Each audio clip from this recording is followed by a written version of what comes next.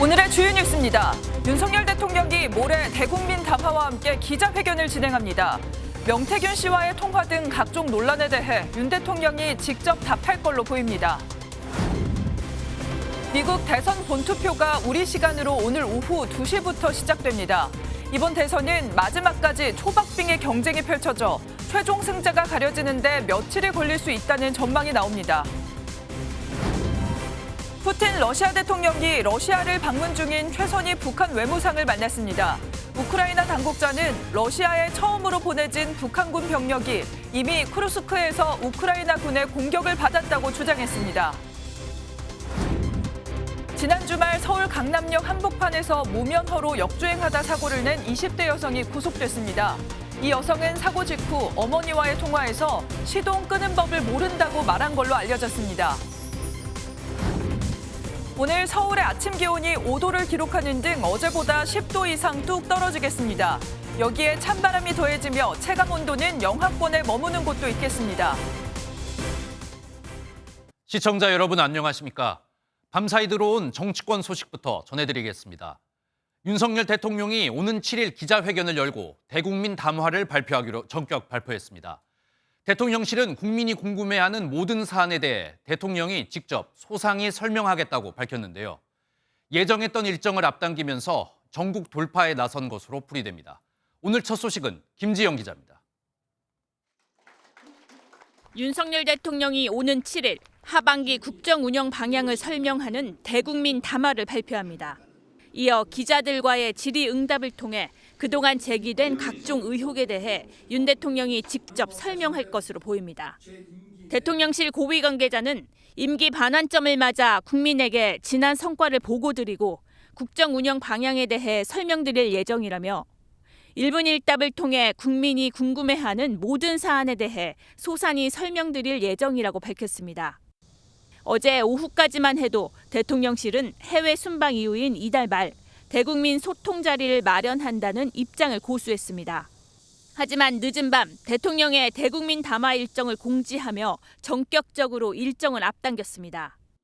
대통령실은 순방 전 국민에게 말씀드릴 기회를 갖는 게 좋겠다는 참모진 의견을 윤 대통령이 받아들였다고 전했습니다. 11월 10일이 임기 반환점을 맞는 시점 아니겠습니까? 그래서 국민과의 소통 기회를 어떤 형태로든지 갖게 될 것으로 예상하고 있습니다. 명태균 씨 의혹과 김건희 여사 문제에 대한 대통령의 입장 발표가 늦어질수록 악화한 여론을 되돌리기 어렵다는 여권 내 우려를 수용한 것으로 보입니다.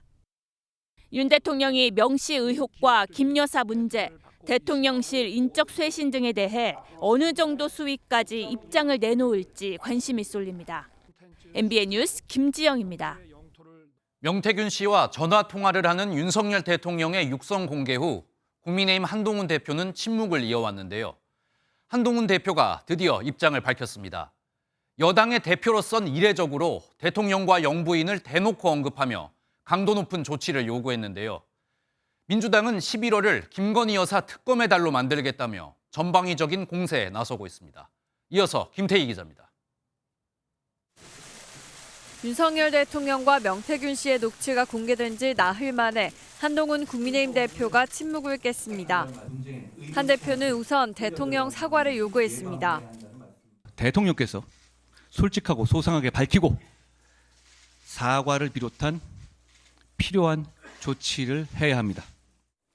대통령을 보좌하지 못한 참모진을 개편해야 한다며 국정 쇄신용 개각도 촉구했습니다. 김건희 여사의 즉각적인 대외활동 중단과 특별감찰관 임명도 강조했습니다. 야권을 향해선 탄핵을 겨냥한 장애 집회 등 헌정 중단을 막겠다고 분명히 했습니다. 범죄 혐의자인 이재명 세상 만들기 위해서 대한민국 헌정을 중단시키겠다는 겁니다. 어떤 이름을 붙인 헌정 중단이든 국민과 함께 국민의 힘이 맡겠습니다. 김건희 여사 특검법 관철을 벼르고 있는 민주당은 명태균 게이트 진상조사단 첫 회의를 열었습니다. 윤석열 대통령의 거짓말, 대놓고 하는 거짓말에 대해서 저희가 법적 책임을 묻게 될 것입니다. 세 번째 김여사 특검법이 국회 법사위에 상정됐고 민주당은 특검법을 14일 본회의에서 처리하겠다는 방침입니다. 민주당은 또 지난 주말에 이어 이번 주말에도 추가 장애 집회를 열어 압박 수위를 높일 계획입니다. MBN 뉴스 김태희입니다. 한편 어제 국회에서 열린 시정연설에 윤석열 대통령은 예고했던 대로 참석하지 않았습니다. 대통령이 시정연설에 불참한 건 지난 2013년 이후 11년 만인데요. 한덕수 국무총리가 시정연설을 대신하자 야당은 물론 여당 안에서도 쓴소리가 나왔습니다. 이 내용은 강재묵 기자입니다. 내년도 정부 예산안의 주요 내용을 설명하는 국회 시정연설을 위해 한덕수 국무총리가 단상에 오릅니다. 매년 대통령이 국회를 찾아 내년 예산안을 설명하던 관행이 11년 만에 깨졌습니다. 한 총리가 대독한 연설문을 통해 윤 대통령은 의료개혁과 연금개혁을 포함한 4대 개혁에 대한 의지를 거듭 강조했습니다. 국가의 생존을 위해 당장 하지 않으면 안 되는 절체절명의 과제들입니다. 정부는 어떠한 어려움이 있어도 4대 개혁을 반드시 완수해낼 것입니다. 우원식 국회의장은 윤 대통령이 직접 시정연설을 소화하지 않은 데 대해 국민에 대한 권리침해라며 강하게 비판했습니다. 국민의 대표기관인 국회의 수장으로서 강력한 유감의 뜻을 표합니다. 한동훈 국민의힘 대표도 윤 대통령의 불참이 아쉽다는 입장을 남겼습니다. 윤 대통령의 시정연설 불참으로 국회와의 관계는 경색되고 예산안 처리에도 걸림돌이 될 것이라는 관측이 나옵니다. MBN 뉴스 강재묵입니다. 드디어 오늘 미국 제47대 대통령을 선출하기 위한 투표가 우리 시간으로 오후 2시부터 미국 전역에서 순차적으로 실시됩니다. 저희 MBN도 특집 뉴스와 특보로 미국 대선 소식을 생생하게 전해드릴 예정인데요. 역사상 그 어느 대선 때보다 초박빙의 승부가 이어지고 있는데 워싱턴 강영구 특파원 연결해서 자세한 소식 알아보겠습니다. 강영구 특파원, 잠시 후부터 투표가 시작됐는데 그곳 현지 분위기는 지금 어떤가요? 네, 역대 미국 대선에서 이렇게 치열하고 드라마틱한 순간이 많았던 선거가 또 있었을까 싶습니다. 해리스 부통령과 트럼프 전 대통령의 운명을 건 투표가 한국 시각으로 7시간 후인 오후 2시부터 미국 전역에서 순차적으로 실시됩니다. 자정부터 투표를 시작하는 게 다소 의아할 수 있는데 미국 북동부에 위치한 뉴햄프셔 산간마을 딕스빌 노치에서 가장 먼저 시작합니다. 예전에 투표를 마치고 이른 새벽 광산으로 일하러 가던 전통을 그대로 이어온 것입니다. 백악관이 있는 이곳 워싱턴 DC 분위기도 매우 긴장돼 있습니다. 2020년 대선 직후 의사당 폭동 사건과 같은 사태를 막기 위해 백악관과 의사당 주변은 물론 해리스 부통령 관저에도 펜스가 설치됐습니다. 만약의 사태를 대비해 투표장에 감시용 드론을 띄우는가 하면 방탄유리와 방탄조끼까지 등장하고 돌발 사태를 대비해 주 방위군까지 편성한 주도 있습니다. 네, 해리스와 트럼프 후보의 움직임을 비롯해서 현지에서는 지금 판세를 어떻게 분석하고 있는지도 전해주시죠. 네, 투표 시간까지 아직 몇 시간이 남아있어 해리스 부통령과 트럼프 전 대통령은 최대 승부처인 펜실베니아주 공략에 집중하고 있습니다.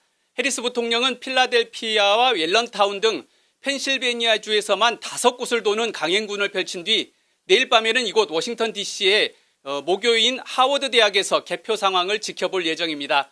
트럼프 전 대통령은 노스캐롤라이나와 펜실베니아, 미시간 유세를 끝으로 모든 일정을 마무리하고 자택이 있는 플로리다에서 개표 상황을 지켜볼 것으로 보입니다. 말씀하신 여론조사는 선거 직전까지도 엎치락 뒤치락입니다. 7군데 경합줄을 놓고 벌인 조사도 어떤 조사는 해리스 후보가, 어떤 조사는 트럼프 후보가 우세한 것으로 나타나 예측이 무의미할 정도입니다. 이 때문에 관심을 모은 당선자 윤곽도 시간이 좀 걸릴 것으로 보입니다. 사전투표와 우편투표가 많아져 집계에 시간이 걸리는데 그래도 1차적인 향방은 한국 시각으로 내일 오후에는 일부 개표 상황을 통해 가늠해 볼 수 있을 것으로 보입니다. 하지만 초박빙으로 승부가 흐를 경우 2, 3일 뒤에나 당선자 윤곽이 나올 것으로 보고 있습니다. 지금까지 워싱턴에서 전해드렸습니다. 네, 올해 미국의 대통령 선거는 이런 대선이 있었을까 싶을 정도로 드라마틱했습니다. 대선 후보의 중도 사퇴부터 총격 피습까지 그때마다 지지율은 출렁였고 판세도 뒤흔들렸는데요. 마지막까지도 우열을 가리기 힘든 초박빙 상황이 계속되고 있습니다. 어느 때보다 극적이었던 미국 대선 결정적 순간들을 송주영 기자가 짚어봤습니다. Take a look at what happened.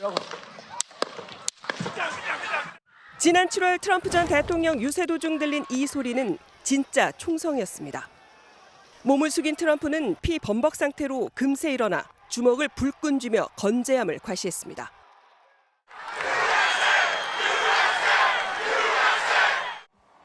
이 한 장면으로 보수는 똘똘 뭉쳤고 기사회생한 트럼프의 승리로 분위기는 기울었습니다. Make America great again. 이 사건을 계기로 지난 6월 대선 TV 토론에서 대패하고도 버티던 조 바이든 대통령은 결국 중도 사퇴했습니다. I've given my heart and my soul to our nation, like so many others. I've been blessed. 바이든의 바통은 카멜라 해리스 부통령이 이어받았습니다. I accept your nomination to be President of the United States of America. 미국 최초 여성 부통령을 넘어 최초 여성 대통령에 도전하는 해리스의 등장에 분위기는 일순간 역전됐습니다. We are not going back. 최종 후보 해리스와 트럼프는 처음이자 마지막으로 지난 9월 TV 토론에서 맞붙었고 해리스의 판정승으로 끝났습니다. 하지만 지지율에 결정적 영향을 주지는 못했고 현재까지도 판세는 초접전 양상입니다. 미국 최초 여성 대통령의 탄생인가, 전직 대통령의 파격적 복귀인가, 전 세계가 주목하고 있습니다. MBN 뉴스 송주영입니다. 국민들이 직접 투표로 대통령을 뽑는 우리나라와 다르게 미국은 선거인단 제도로 대통령을 뽑죠. 이런 독특한 선거제도 때문에 총 득표수가 많더라도 선거에서는 질 수도 있습니다. 조금은 생소한 미국 대통령 선거의 특징을 국제부 윤지원 기자가 알기 쉽게 설명해드리겠습니다.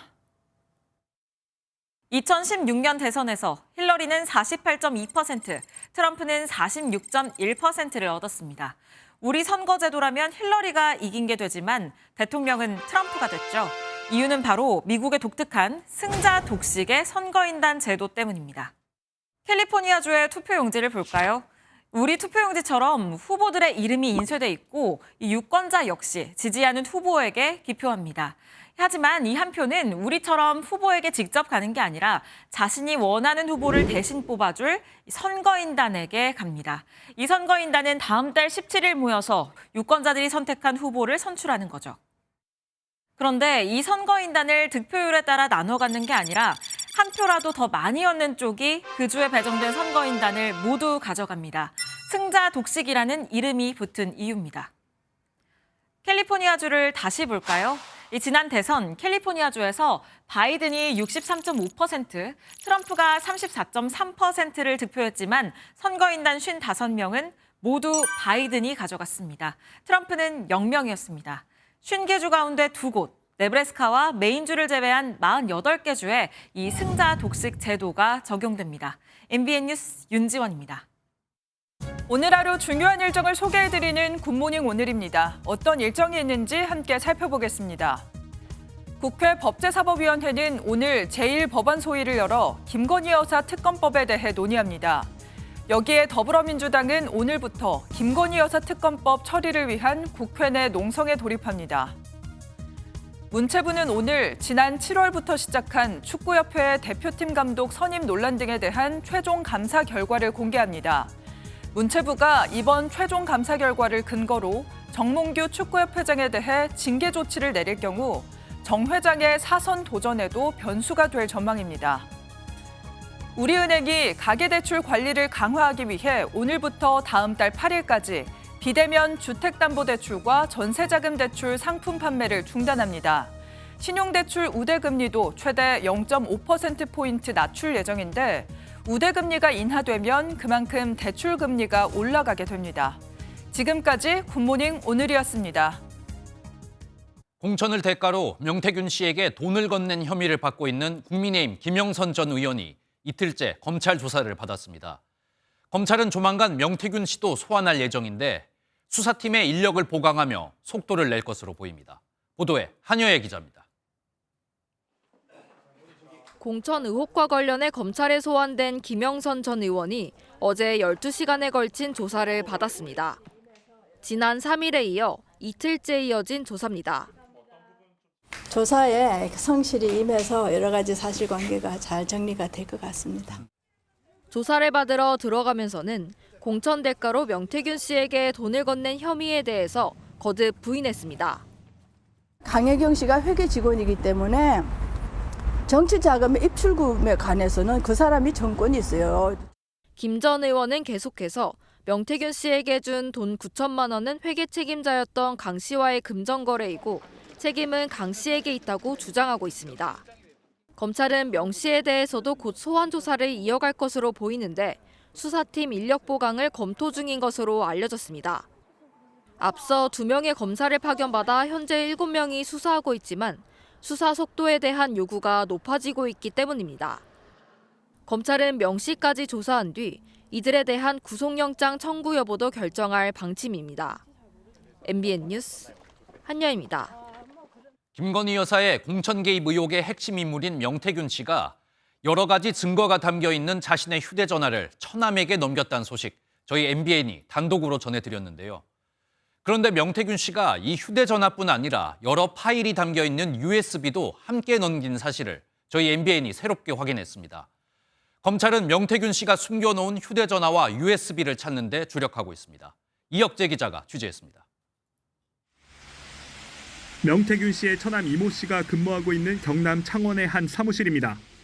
명 씨에 대한 검찰의 첫 압수수색이 있기 엿새 전이었던 지난 9월 24일, 명 씨는 처남 사무실로 찾아와 상자를 하나 건넸습니다.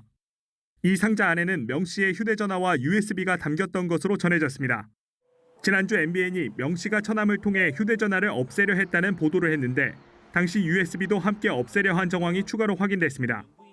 사무실에 설치된 CCTV 영상에는 이 씨가 명 씨로부터 상자를 건네받은 뒤 심란한 표정을 짓다가 사라지는 모습이 담긴 것으로 알려졌습니다. 또 이 씨가 출근할 때 가지고 오지 않았던 봉투에 무언가를 담아 사무실을 빠져나오는 장면도 고스란히 담긴 것으로 전해졌습니다. 이 씨는 검찰 진술에서 휴대전화를 봉투에 넣어 버렸다고 진술한 바 있습니다. 검찰은 이를 두고 명 씨가 증거인멸교사를 한 증거로 의심하고 있습니다.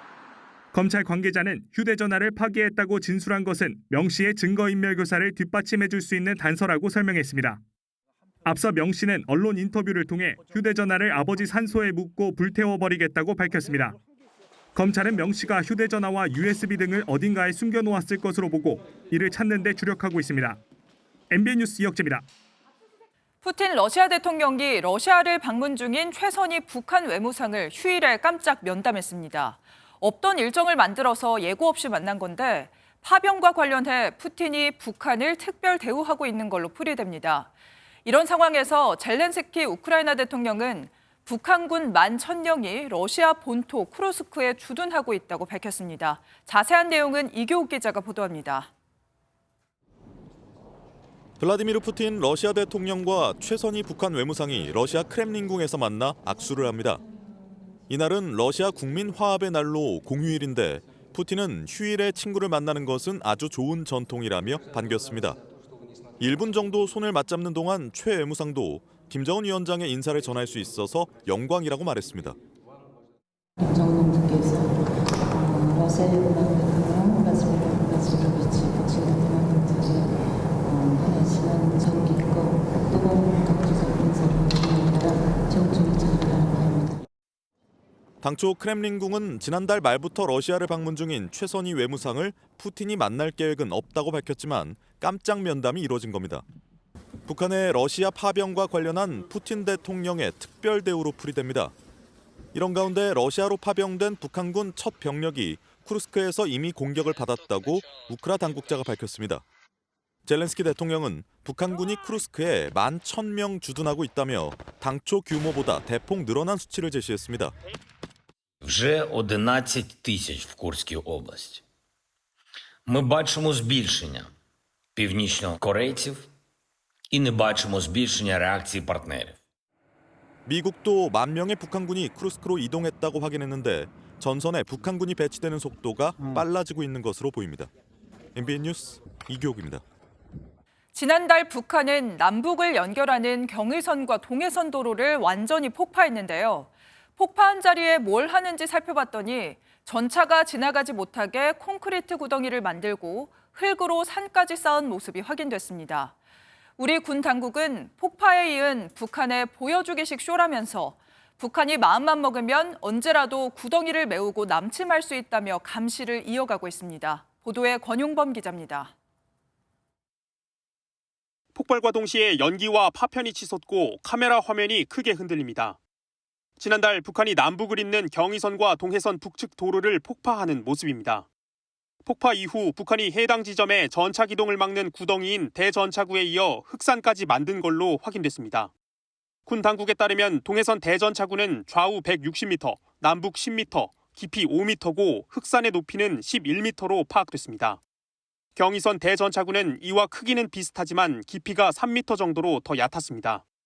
지난 1일엔 나무를 심은 흑산에 인공기를 꽂은 뒤 당일에 곧바로 뺀 특이한 움직임까지 포착됐습니다.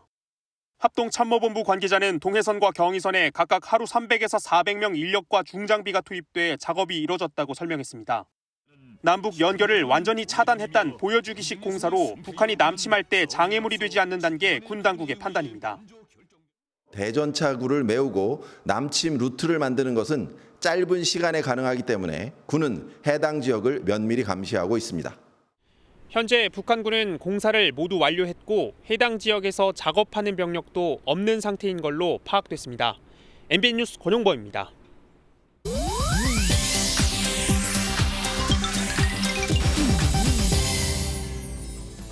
인터넷에선 어떤 소식들이 화제일까요? 인터넷 와글와글입니다. 가수 지드래곤이 미국 테슬라의 전기 픽업 트럭인 사이버 트럭을 타고 모습을 드러내 화제입니다. 지드래곤은 어제 인천국제공항을 통해 홍콩으로 출국하는 과정에서 한국에 아직 출시되지 않은 모델인 사이버 트럭을 타고 등장해 언론의 플래시 세례를 받았는데요. 사이버 트럭은 방탄 기능과 함께 기하학적인 디자인으로 지난해 출시 당시 세계적인 주목을 받았습니다. 이날 사이버 트럭에서 내린 지드래곤은 독특한 스카프 패션까지 선보여 누리꾼들에게 역시 GD답다는 찬사를 받았다네요. 10년째 공개 열애 중인 배우 이정재 씨와 대상그룹 임세령 부회장이 공식 행사에 함께 참석해 존재감을 과시했습니다. 두 사람은 현지 시간 2일 미국의 라크마 아트 필름 갈라에 세련된 블랙 커플룩을 맞춰 입고 등장했습니다. 이정재 씨는 블랙 턱시도에 나비 넥타이를 매치했고 임세령 씨는 깃털 장식의 블랙 드레스를 입었는데요. 다정한 모습으로 여러 지인과 사진을 찍기도 했습니다. 두 사람이 이 행사에 함께 참석한 건 지난해에 이어 이번이 5번째인데요. 지난 2022년 칸 영화제와 에미상 시상식 등 각종 공식 행사에 함께 참석하며 변함없는 애정을 보여주고 있습니다. 미국 뉴욕에서만 지하철 서핑으로 올해 6명이 사망했다는 보도가 나와 충격을 주고 있습니다. 지하철 서핑은 미국 10대들이 달리는 지하철 위에 올라타는 행위인데요. 수년 전에도 있었지만 최근 SNS에서 다시 유행하면서 따라하는 청소년들이 늘고 있습니다. 뉴욕 경찰에 따르면 10월 27일까지 지하철 서핑으로 6명이 사망했고 181명이 체포됐는데 이건 작년 발생한 사망자와 체포자를 앞지른 수치입니다. 뉴욕시 당국은 드론으로 감시하고 또 관련 SNS 게시물 10,000개 이상을 삭제하는 등 노력하고 있지만 SNS에 영상을 올려 조회수와 좋아요를 늘리려는 10대들이 계속 늘면서 심각한 사회 문제가 되고 있습니다. 인터넷 와글와글이었습니다. 다음 소식입니다. 지난주 토요일 서울 강남 한복판에서 역주행을 하다 8중 추돌 사고를 낸 20대 운전자가 구속됐습니다. 사고를 낸 이 운전자는 단 한 번도 운전면허를 딴 적이 없었던 것으로 드러났는데요. 자동차에 시동을 끄는 법도 몰랐던 것 같습니다. 이상엽 기자가 보도합니다. 흰색 차량이 대로에서 후진하다가 건너편에서 오던 차량과 충돌합니다. 한 시민이 따라와 운전자에게 밖으로 나오라고 손짓을 하자 잠시 멈추는 듯 싶더니 이내 역주행해 오토바이도 들이받습니다. 운전자인 20대 여성 김모 씨는 차량 7대와 오토바이 1대를 들이받아 9명을 다치게 했습니다. 이 사고 40분 전에는 송파구에서 유모차를 밀던 30대 여성을 치고 달아나기도 했습니다. 김 씨는 사고 직후 어머니와 나눈 통화에서 어머니가 우선 건드리지 말고 시동을 끄라고 조언하자 시동 끄는 법을 모른다고 답했습니다. 무면허인 김 씨는 송파구에 있는 어머니 집에서 신논현역 부근 자신의 집으로 어머니 차를 몰래 몰고 가다 사고를 낸 것으로 드러났습니다. 사고 이틀 뒤 구속영장 심사를 받으러 온 김 씨는 취재진 질문에 한마디도 답하지 않았습니다. 사고 내고 왜 도주했습니까? 신경안정제 복용한 게 맞나요? 법원은 도주할 우려가 있다며 김 씨에 대한 구속영장을 발부했습니다. 특정범죄가중처벌법상 도주치상과 교통사고 처리 특례법 위반 혐의가 적용됐습니다. 김 씨는 운전면허 학원에 다녔지만 면허를 따지 못했고 불면증으로 신경안정제를 먹고 운전했다고 경찰에 진술한 것으로 확인됐습니다. 경찰은 약물 운전 여부를 정확히 확인하기 위해 국립과학수사연구소에 정밀검사를 의뢰했습니다. MBN 뉴스 이상엽입니다. 30대 여성을 살해한 후 시신을 훼손해 강원도 화천에 유기한 잔혹한 살인 사건의 범인이 우리나라의 현역 군 장교로 확인됐습니다. 중령 진급을 앞둔 30대 엘리트 군 장교였는데 같은 부대에서 근무하던 군무원과 말다툼을 벌이다 격분해 범행을 저지른 것으로 드러났습니다. 보도에 장진철 기자입니다. 왜소한 체격에 검정 모자를 눌러쓰고 마스크를 쓴 남성. 여성을 살해하고 시신을 훼손한 뒤 북한강 물속에 숨긴 범인입니다. 중령 진급을 앞둔 30대 중반의 엘리트 현역 군 장교였습니다. 피해자랑 관계가 어떻게 되나요? 유족한테 하실 말씀 있으세요? 숨진 여성은 경기도 과천 모 부대에서 범인과 같은 사무실에서 근무한 33살 군무원으로 확인됐습니다. 여성은 임기 만료를, 살해 남성은 다른 부대로 전출을 앞두고 있었습니다. 지난달 25일 자신의 차 안에서 말다툼을 벌이던 남성은 여성의 목을 졸라 살해했습니다. 그날 밤 9시 인근 공사장에서 준비한 도구를 이용해 시신을 훼손했고 꼬박 하루가 지난 뒤 강원도 화천 북한강변에 시신과 함께 범행 도구를 버렸습니다. 화천은 10여 년 전 범인이 근무하던 곳이어서 주변을 잘 알고 있었습니다. 시신을 담은 봉투가 떠오르지 않도록 돌을 채워 넣었지만 강가에서 사용한 청테이프는 미처 치우지 못했습니다. 수색 도중 발견한 청테이프에서 지문을 채취한 경찰은 용의자를 특정하고 수사 하루 만에 붙잡았습니다. 서울 소재 모 역 앞에서 긴급 체포를 하면서 범행을 자백을 받았습니다. 여성의 휴대전화로 결근하겠다는 문자 메시지를 보내는 등 증거를 인멸하려던 정황도 속속 드러나고 있습니다. 경찰은 이 남성을 살인과 사체 손괴와 은닉 혐의로 구속영장을 신청하고 신상정보 공개 여부를 검토하고 있습니다. MBN 뉴스 장진철입니다. 문재인 전 대통령의 딸 다혜 씨는 서울 영등포구에 있는 자신의 오피스텔에서 불법으로 숙박 영업을 한 의혹을 받고 있는데요. 경찰이 문다혜 씨를 정식으로 입건했습니다. 또 제주도에서 벌어지고 있는 불법 숙박 의혹과 관련해서도 이번 달 안에 문다혜 씨를 소환할 것으로 보입니다. 보도에 전민석 기자입니다. 경찰이 문다혜 씨 소유의 서울 영등포구 오피스텔에 묵었던 투숙객들의 진술을 확보했다고 밝혔습니다. 다혜 씨는 2021년 6월 본인 명의로 사들인 서울 영등포구의 오피스텔에 입주하는 대신 영업 신고 없이 불법 숙박업소로 운영했다는 혐의를 받습니다. 경찰은 영등포구청의 수사 의뢰와 시민단체의 고발장, 국민신문고 진정을 접수하고 내사에서 수사로 전환했다고 설명했습니다. 투숙객이 직접 작성한 후기로 미뤄볼 때 다혜 씨는 아버지인 문재인 전 대통령 재임식이었던 2020년 3월부터 불법 영업을 해온 것으로 추정됩니다. 문 전 대통령은 그해 1월 신년사에서 부동산 투기와의 전쟁에서 결코 지지 않겠다고 언급했는데 다혜 씨의 행보는 정반대였던 셈입니다. 투기 억제에 대한 정부의 의지는 확고합니다. 부동산 투기와의 전쟁에서 결코 지지 않을 것입니다. 불법 숙박업 의혹이 불거진 지난달에도 최소 6건의 후기가 작성된 것으로 나타났습니다. 경찰은 투숙객이 어떤 경위로 숙박했는지, 실제 투숙했는지 여부 등을 확인한 것으로 알려졌습니다. 필요하면 숙박 플랫폼인 에어비앤비 본사에도 수사 협조를 요청할 예정이라고 밝혔습니다. 다혜 씨는 제주 한림읍 단독주택을 불법 숙박업소로 활용했다는 의혹도 받고 있습니다. 제주자치경찰단은 다혜 씨 측에 소환 날짜를 통보했고 출석을 최종 조율 중이라고 밝혔습니다. MBN 뉴스 전민석입니다.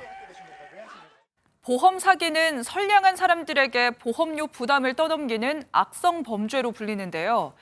가짜 환자를 만들어서 보험금을 타는 일당이 경찰에 붙잡혔습니다. 3년 동안 챙긴 보험금이 무려 37억 원에 달했는데요. 가짜 진단서를 써준 의사도 구속됐습니다. 강세훈 기자입니다. 전북 전주의 한 병원입니다. 경찰은 최근 허위 진단서를 발행한 혐의로 이 병원 대표 원장을 구속했습니다. 보험 설계사 일당과 짜고 21개 보험사에 허위 진단서를 제출해 37억 원의 보험금을 타내고 검사비를 챙긴 혐의입니다. 특정 병원에서 진단서 발급이 좀 과도하게 발급이 된 게 저희 쪽에서 이제 사기 행각에는 가짜 환자 수십 명이 동원된 것으로 드러났습니다. 원장이 구속된 병원입니다. 보험 설계사는 모집된 가짜 환자를 상대로 아픈 연기를 하도록 사전에 교육까지 한 것으로 파악됐습니다. 경찰 조사 결과 이들은 뇌나 심혈관 같은 고액 보험 상품에 집중 가입했습니다. 한 보험 설계사는 어머니와 누나, 아내까지 동원해 5억 7천만 원을 챙긴 것으로 확인됐습니다. 뇌혈관이나 심혈관 질환 같은 경우에는 질병 특성상 증명이 어렵다는 점을 악용해가지고 하지만 병원 측은 범행을 부인했습니다. 원장님도 피해자라고 생각하고 있습니다. 마음 먹고 소비를 들려오면은 방법이 없어요. 경찰은 보험 설계사와 의사 등 4명을 구속하고 42명을 입건해 사건을 검찰에 넘겼습니다. MBN 뉴스 강세훈입니다. 어제는 법정 기념일인 한글 점자의 날이었습니다. 길에 올록볼록한 노란색 점자블록 깔려있는 거 많이들 보셨죠? 시각장애인들의 눈이 돼주는 아주 중요한 길인데요. 관리가 너무 엉망이라 재구시를 못하고 있었습니다. 박혜빈 기자가 직접 나가봤습니다. 시각장애인 홍서준 씨는 8년째 지하철을 이용해 직장까지 도보로 이동하고 있습니다. 직장으로 가는 점자블록이 3년간의 민원 끝에 설치돼 겨우 불편함을 덜었지만 점심 식사나 산책하러 공원에 가는 길은 막막합니다. 거의 없다시피 하네요. 이게 파손된 데죠. 점자블록이 맞는 것 같긴 한데. 기준에 맞지 않는 규격과 재질 때문에 분간이 어렵고 도중에 끊겨 자전거 도로로 들어서기 일쑤입니다. 점자블록 위를 안전하게 따라가다가 킥보드하고 충돌해가지고 실제 넘어지기도 했고, 그래서 그것 때문에 좀 한 몇 주 고생을 했습니다. 서울 용산구 일대도 마찬가지였습니다. 자전거 뒷바퀴에 점자블록이 가로막혀 있고 지하철 개찰구로 들어가는 길목도 카펫에 가려져 있습니다. 횡단보도와 쓰레기 배출 구역이 겹쳐 낮부터 쌓인 쓰레기로 저녁에는 점자블록을 아예 찾아볼 수 없을 정도입니다. 버스 정류장을 가기 위해 건너야만 하는 도로입니다. 횡단보도 앞에도 점자블록이 없고 음향신호기 버튼 위치를 알려주는 점자블록도 없습니다. 지난해 전국 7천여 개의 점자블록 실태를 조사한 결과 제대로 설치된 곳은 4%에 불과했습니다. 77%가 잘못 설치돼 있었고 아예 설치되어 있지 않은 곳도 19%에 달했습니다. 점자블록 이용을 방해하면 과태료를 내는 법안이 지난 9월부터 시행됐지만 단속은 잘 이뤄지지 않고 있습니다. 구도심 건물, 도로 환경 이런 데까지는 사실 없는 경우들이 더 많이 있는 거예요. 거점 공간을 좀 지정을 해서 모니터링을 하고 개선 작업을 시각장애인의 눈이 되어주는 점자블록. 좀 더 세밀한 관리가 필요해 보입니다. MBN 뉴스 박혜빈입니다. 고대역폭 메모리 HBM을 제조하는 삼성과 SK가 동시에 글로벌 AI 포럼을 열었습니다. 편안한 복장으로 무대에 오른 SK그룹 최태현 회장은 차세대 HBM을 예정보다 6개월 빨리 출시하겠다는 깜짝 발표를 내놓기도 했는데요. 삼성은 AI 포럼을 비공개로 진행하며 SK와 다른 전략을 펼쳤습니다. 한범수 기자입니다. 글로벌 공개 행사로 진행된 SK AI 서밋에서 최태원 SK그룹 회장은 차세대 HBM 공개를 깜짝 발표했습니다. 파트너사인 엔비디아 젠슨 황 CEO의 요청에 따라 AI 반도체 부품인 6세대 HBM4를 6개월 앞당겨 내년 하반기에 출시하겠다고 언급한 것입니다. 6개월을 당겨달라. 우리 광노정 CEO 얼굴을 쳐다보고 이거 할 수 있는 거냐 그랬더니 네, 한번 해보겠습니다. 그래서 이미 5세대 HBM을 엔비디아에 독점 공급하고 있는 SK가 이 목표대로면 차세대에서도 경쟁사들보다 앞서 나가며 시장 주도권을 강화할 것이란 전망이 나옵니다.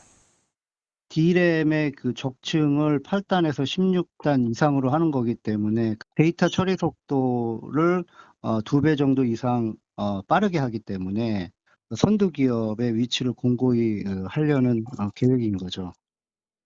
AI 반도체 공정은 SK와 함께 설계를 맡은 엔비디아, 조립을 담당한 TSMC가 삼각체제로 운영하고 있는데 엔비디아와 TSMC CEO가 온라인으로 등장하며 동맹을 굳건히 하는 분위기입니다.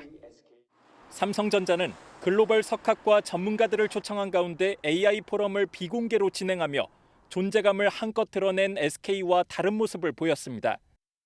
MBN 뉴스 한범수입니다.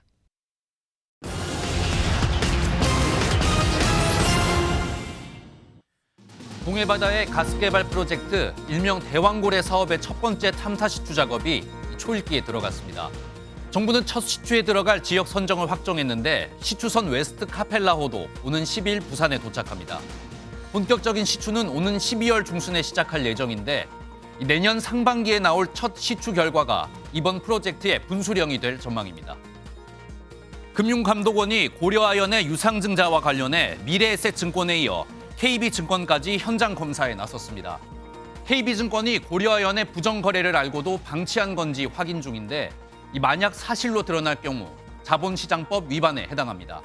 KB증권은 공개 맹수 당시 온라인 청약 시스템을 담당한 것으로 전해졌습니다. 올해 9월까지 우리나라에서 적발된 마약 밀수 규모가 무려 1,900만 명이 동시에 투약할 수 있는 600kg에 육박한 것으로 나타났습니다. 적발된 마약 중 무게를 기준으로 필로폰이 가장 많았고 코카인과 대마, 케타민 등이 뒤를 이었는데요. 하루 평균 2건, 2.1kg을 적발한 셈인데 지난해와 비교하면 적발 건수가 24%나 늘었습니다. 지금까지 굿모닝 경제였습니다.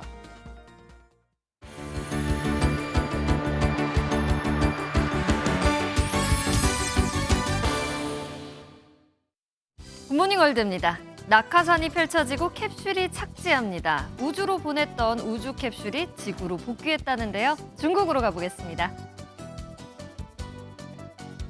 중국의 선저우 18호 우주선이 우주 저궤도에서 몇 달간 머문 후 성공적으로 귀환했습니다. 우주선에는 3명이 탑승했고 낙하산의 도움으로 천천히 지구로 복귀할 수 있었습니다. 이번에 돌아온 우주인들은 우주에 머무는 동안 8시간 넘게 우주 유영을 하는 등 중국에서 가장 긴 우주 유영을 경험했다는데요. 지구와는 다른 환경에서 다양한 경험을 한 만큼 건강에 변화가 없는지 확인이 필요해 돌아오자마자 검진을 받으러 갔다고 합니다. 건강에도 별 무리가 없었으면 좋겠네요. 우주에서 쌀을 재배한다는 상상 해보신 적 있으신가요? 중국에서는 우주에서 자란 벼와 지구의 벼를 비교하는 연구를 수행 중이라는데요. 그 모습을 화면으로 만나보시죠. 사람들이 우주정거장에서 자란 벼를 수확해 비교하고 있습니다. 우주의 무중력 조건에서도 벼 씨앗은 정상적으로 성장해 건강하게 자랄 수 있었다는데요. 우주에서도 건강한 벼를 재배할 수 있다는 잠재력을 확인할 수 있는 실험이었습니다.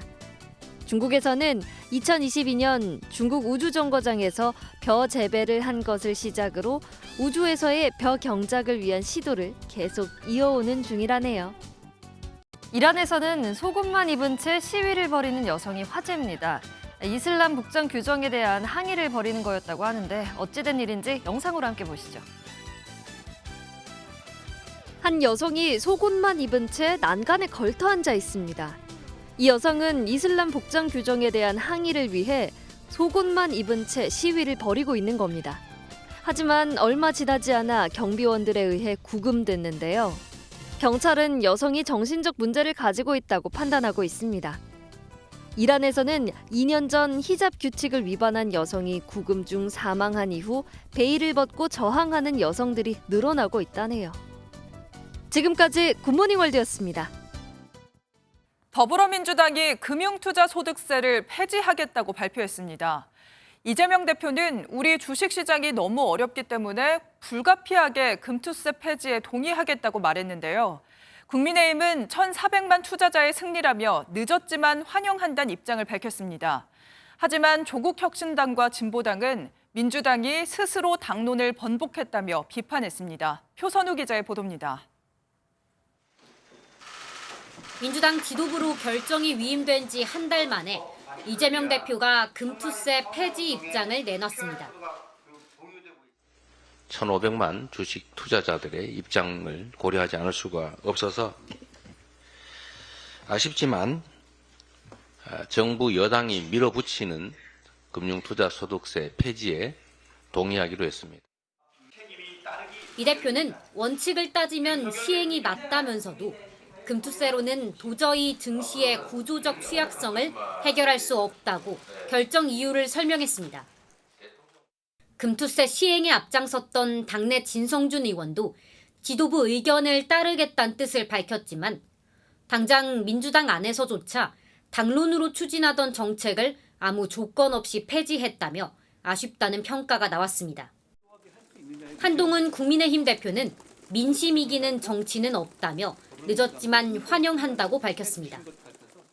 반면 조국혁신당과 진보당은 시행도 전인 금투세를 폐기하면서 윤 대통령의 거부권 행사를 비판하는 건 자기 모순적이라거나 중도 확장을 의식했다며 보다 날선 비판을 내놨습니다.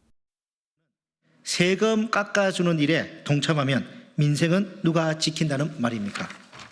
금투세 폐지는 깊은 고민은 없이 눈앞의 표만 바라본 결정입니다. 민주당은 금투세 폐지와 더불어 주식시장 정상화를 위해 상법 개정 추진에 속도를 낸다는 방침입니다. MBN 뉴스 표선우입니다. 밤사이 찬 공기가 남하하면서 오늘 아침 때이른 초겨울 추위가 찾아왔습니다. 특히 중부 내륙을 중심으로 어제보다 기온이 10도 정도 낮은데요. 현재 서울 6도, 파주와 철원은 2도 안팎까지 떨어져 있습니다. 출근길 따뜻한 겉옷으로 보온에 각별히 신경 써주셔야겠습니다. 오늘 한낮에도 기온은 크게 오르지 못하겠습니다. 서울이 14도 선에 그치며 어제보다 4도 정도 낮겠고요. 추위는 갈수록 더 심해지겠습니다. 내일 서울의 아침 기온 4도, 절기 입동인 목요일에는 2도까지 곤두박질하겠습니다. 한편 추위 속에 현재 동해안에는 비가 내리고 있습니다. 오늘 밤까지 동쪽 지역을 중심으로 5에서 20mm의 비가 예상되고요. 기온이 낮은 강원 북부 산지에는 최고 5cm의 눈이 내려 쌓이겠습니다. 오늘 내륙 지역은 오후부터 차차 맑은 하늘 드러나겠고요. 서해안과 제주에는 초속 15m 안팎의 강한 바람이 불겠습니다. 지역별 현재 기온 보겠습니다. 춘천 5.3도, 안동은 6.5도까지 떨어져 있습니다. 한낮에도 대부분 지역이 15도 안팎까지 오르는 데 그치면서 종일 쌀쌀하겠습니다. 주말부터는 평년 기온을 회복하며 때이른 추위가 누그러지겠습니다. 날씨였습니다. 화요일 아침 굿모닝 MBN 마치겠습니다. 저희는 내일 아침 7시에 다시 찾아뵙겠습니다. 오늘도 좋은 하루 보내세요. 고맙습니다.